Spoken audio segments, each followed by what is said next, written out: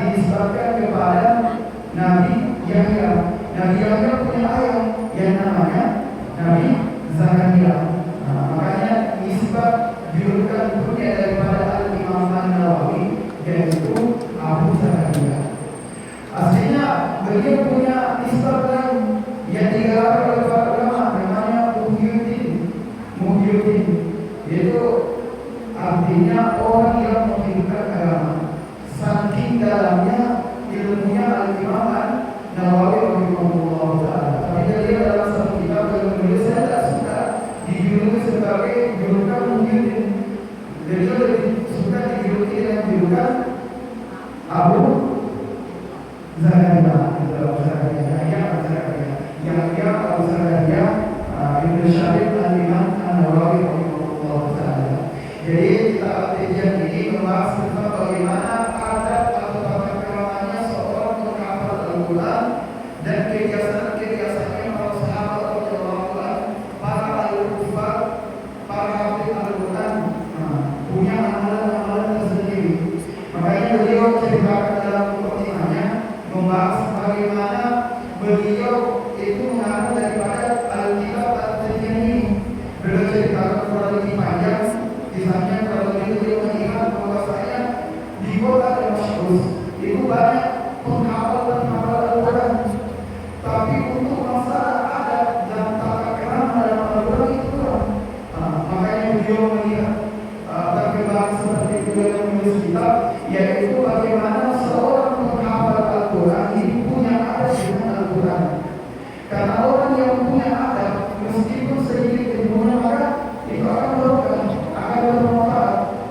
Berapa banyak ulama yang ketika belajar ilmu berpuluh-puluh tahun, tapi belajar sama gurunya itu hikmahnya sampai berpuluh-puluh tahun. Belajarnya cuma sebentar, 2-3 tahun, tapi belajar adab itu sampai berpuluh-puluh tahun. Maka ketika pulang insyaallah langsung baru didatangi oleh beribu-ribu orang yang ingin belajar kepadanya. Karena apa? Karena ulama ini belajar adab sebelum belajar daripada ilmu. Maka adab itu penting. Jangan disederhanakan, meskipun bagaimana pemahaman kita, kelancaran kita tentang untuk menghafal Al-Quran, tapi orang enggak adab dengan Al-Quran, maka itu sebenarnya. Maka penting adab ini penting. Maka sebagaimana kita diberi masalah itu adab itu penting. Sekarang orang itu masalah adab sudah diselesaikan. Sekarang sebenarnya masalah adab. Orang dulu kalau lewat di depannya orang tua kita itu, kalau nggak tahu itu pasti dimarahin. Tapi hari ini orang ada tamunya orang tua kita lewat kita sampai mungkin di depan tamunya orang tua kita tidak malu. Kenapa? Karena adab dalam tamu ini sudah hilang. Itu makanya penting daripada adab. Maka kita di sini namanya untuk tampil Al-Quran itu penting, namanya menjaga adab daripada Al-Quran. Bukan seberapa banyak yang kalian hafal, tapi seberapa adab kalian dengan Al-Quran. Karena Al-Quran ini akan memberikan syafaatnya pada hari kiamat. Maka diceritakan ada orang yang nanti ketika di akhirat nanti itu Al-Quran akan menjadi penentang, menjadi menjadi penghalang untuk dia masuk surga. Kenapa? Karena dia tidak ada dengan Al-Quran. Begitu aslinya ada orang yang nggak hafal Al-Quran, tapi karena dia ada dengan Al-Quran, maka bersama dia nanti masuk di surganya Allah Subhanahu Wa Taala. Maka ini dari Allah. Maka kita langsung baca saja, karena ini pembahasan masalah mukadimah agak panjang. Kita masuk di bab pertama. Di kitab At-Tirmidzi ini ada beberapa bab, kurang lebih ada 10 bab menjelaskan bagaimana adabnya mengenai penghafal Al-Quran. Mulai dari fadilah membaca Al-Quran, menghafal Al-Quran, kebiasaan ulama, terus bagaimana adabnya kepada orang yang mengajarkan Al-Quran, kepada mu'allim, bagaimana adabnya Al-Quran kita, posisi Al-Quran kita, bagaimana adabnya ketika kita menyampaikan Al-Quran kepada manusia. Itu penting hadirin. Maka sekarang ketika kita mau bekerja dengan Al-Quran, kita langsung sampaikan Al-Quran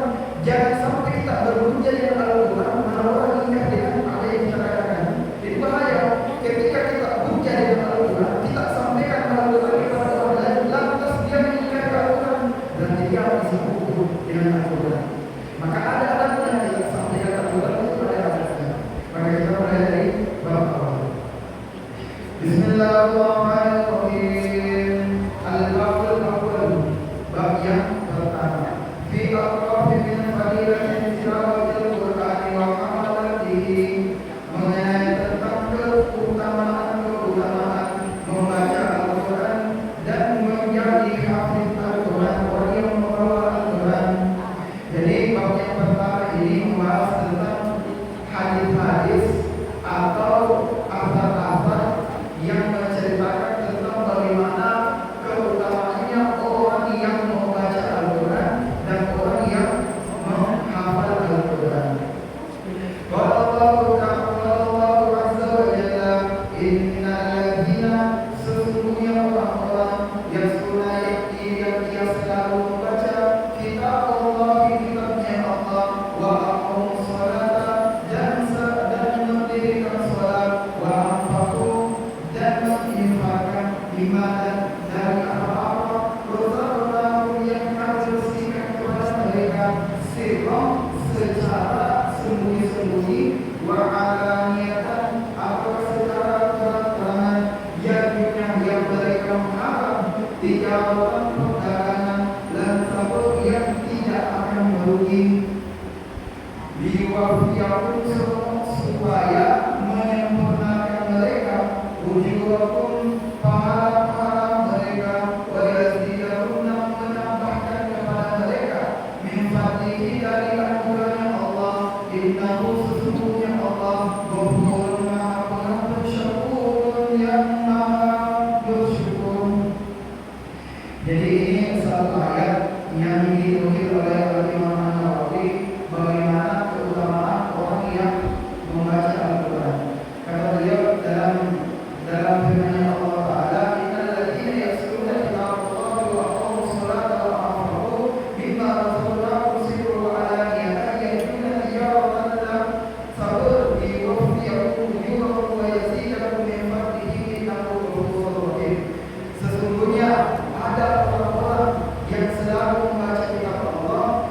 Yang pertama, selalu membaca kitabnya Allah. Yang kedua, mendirikan sholat. Yang ketiga, berinfak dengan apa yang Allah rezekikan kepadanya, baik itu sembunyi-sembunyi atau terang-terangan, maka Allah tidak akan membuatnya rugi. Jadi begini, kalau orang buat perdagangan, apa perdagangan? Perdagangan itu yang penting. Kadang-kadang orang itu berdagang pasti ada namanya untung sama rugi. Itu jelas, itu namanya perdagangan itu pasti ada namanya untung sama rugi. Gak mesti kita ikut dagang, jual makanan, jual minuman, untung terus. Jangan. Tapi ada orang yang berdagang, ada yang pasti untung, pasti rugi. Tapi kalau kita buat perdagangan dengan orang untung rugi, ya untung. Kenapa? Karena yang memberikan rezeki adalah Allah. Terus yang membuat janji siapa? Adalah Allah. Kita yakin siapa yang menciptakan kita? Allah Subhanahu wa Ta'ala. Kalau Allah katakan lam takut, sekali-kali orang yang berdagang, orang yang berniaga dengan Allah Ta'ala itu tidak rugi. Siapa orang-orang yang kata Allah Subhanahu wa Ta'ala? Pertama, orang yang selalu membaca kitabnya Allah Subhanahu wa Ta'ala, itu apa? Al-Quran. Yang kedua, orang yang selalu mendirikan sholat. Yang ketiga, orang yang berinfak dengan apa-apa yang Allah berikan kepadanya. Jadi ada tiga golongan yang Allah Subhanahu wa Ta'ala akan janjikan tidak akan merugi. Apa itu yang pertama? Orang yang membaca Al-Quran, orang yang berdiri sholat, dan orang yang berinfak. Jadi tiga golongan ini kata Allah Subhanahu wa Ta'ala tidak akan merugi. Jadi syukur orang-orang yang dididik oleh Allah Subhanahu wa Ta'ala untuk mondok, untuk belajar Al-Quran, terus membaca kitabnya Allah Subhanahu wa Ta'ala. Kira-kira kalau dikatakan rugi enggak? Rugi enggak? Enggak. Karena yang mengatakan rugi atau tidak itu Allah Subhanahu wa Ta'ala. Jadi rugi tidaknya seseorang kalau umurnya bukan dari segi material. Allah. Kalau kita enggak seperti yang dikatakan rugi. Allah. Rugi kalau kita jual minuman, jual makanan, ya namanya perdagangan, ya pasti ada untung ruginya. Tapi kalau kita jual beli dan niat kepada Allah Subhanahu wa taala tidak akan dunia kata Allah Subhanahu wa taala. Maka kalau antum ini telah dipilih oleh Allah Subhanahu wa taala untuk jadi orang yang menghafal Al-Qur'an, orang yang akan membawa Al-Qur'an, maka syukurlah. Ya, disyukuri. Karena orang yang membawa Al-Qur'an itu Allah Subhanahu wa taala. وروينا عن عثمان بن عفان رضي الله عنه قال قال رسول الله صلى الله عليه وسلم خيركم من تعلم القرآن وعلمه رواه أبو عبد الله محمد بن إسماعيل بن إبراهيم البخاري في صحيحه الذي هو أصل كتاب القرآن. Dia udah dapat kedua. Dia udah dapat kedua. Dapat jalan. Sebaik-baik kalian adalah orang ta'ala al-Qur'an, orang yang belajar Al-Qur'an, wa 'allamahu, dan orang yang mengajarkan Al-Qur'an.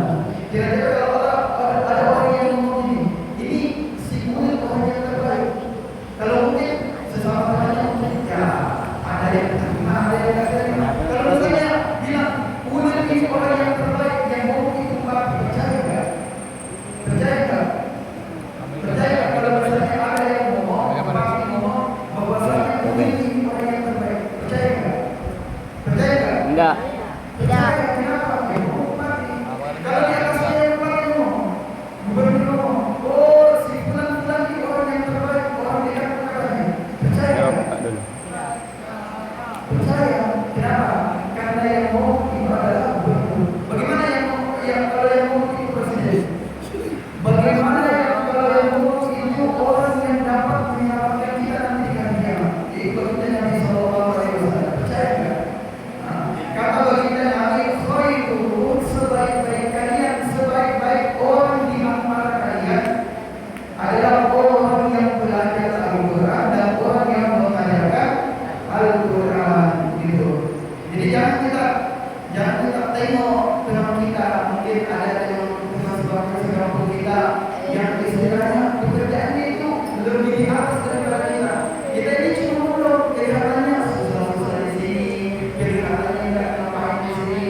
Tapi kata baginda Nabi, ini orang yang terbaik adalah Nabi. Kenapa? Khairukum man ta'allama al-Qur'an wa 'allamahu. Sebaik-baik orang adalah orang yang mengajarkan, orang yang belajar Al-Quran dan orang yang mengajarkan Al-Quran. Makanya dari kepada Allah Subhanahu wa taala penting, makanya kita syukuri kita ini apalagi namanya disebut-sebut oleh Rasulullah Sallallahu Alaihi Wasallam bahwa kita ini orang yang terbaik. Makanya kalau jadi orang yang terbaik kita juga merasa diri kita ini saya ini yang terbaik. Makanya jangan miris. Bulan terbaik atau ini 2 tahun 3 tahun tidak ada hasilnya. Iya, karena kita masih kurang bagaimana janjinya dari baginda Nabi SAW. Kita masih kurang lihat dengan janjinya baginda Nabi SAW. Orang yang hafid Al-Quran, kata baginda Nabi, akan memberikan nanti mahkota untuk kedua orang tuanya. Kira-kira kalau dikasih mahkota untuk orang tua, gembira nggak? Gembira. Gembira. Dunia saja kalau kita kasih mahkota yang kedua dari emas, kita kasih mahkota dari emas, gembira.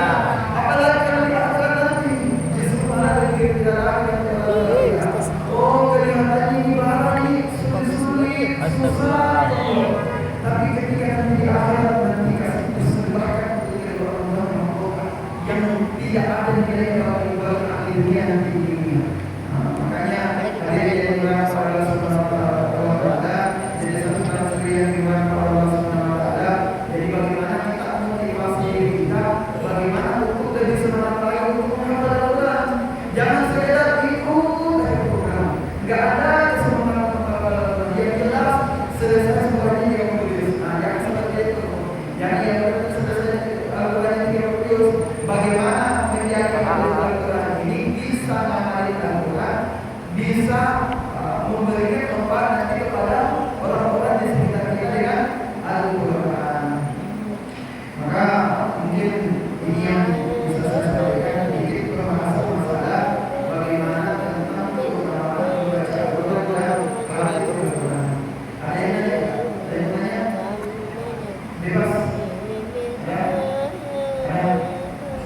ada? Ini nanya. Bagaimana bisa baca Al-Quran? Sungguh-sungguh. Saya cuma satu. Gimana supaya bisa umroh, bisa hafal Al-Quran cepat, itu sabar ya. Itu kesungguhan. Kalau aku di sini nggak sungguh-sungguh sama ya. Mau 2-3 tahun, itu kalau nggak sungguh-sungguh sama ya. Makanya perlu dari namanya kesungguhan. Mungkin ini yang bisa saya sampaikan sebenarnya dari Allah Subhanahu Wa Taala, bukannya dari diri saya pribadi. Kita untuk majelis ini dengan doa kita akan majelis. Subhanallah wa bihamdihi, subhanallah wa bihamdihi, asyhadu an la ilaha illallah wa asyhadu anna Muhammadan rasulullah. Assalamualaikum warahmatullahi wabarakatuh. Waalaikumsalam warahmatullahi wabarakatuh.